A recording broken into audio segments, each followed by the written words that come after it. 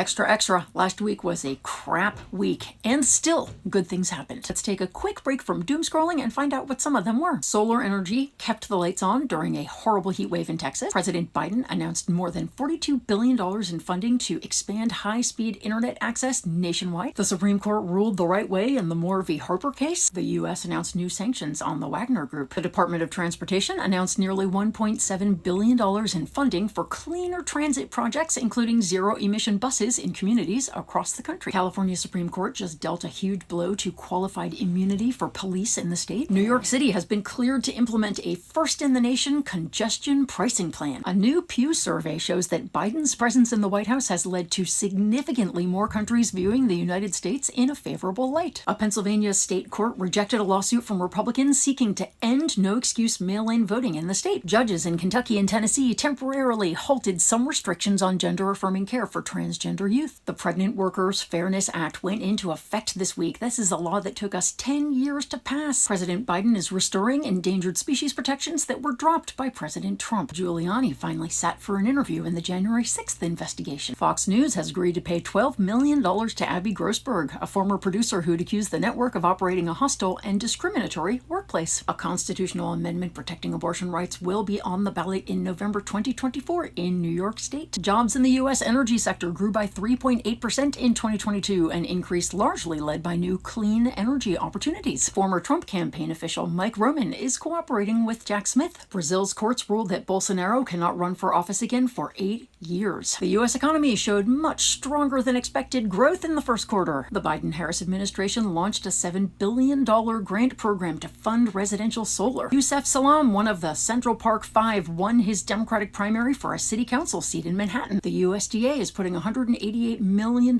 into conserving our forests. And this year's Miss Texas is a liberal activist. There's more in the newsletter, but I ran out of space. Please share the good news, and then let's get to work making more.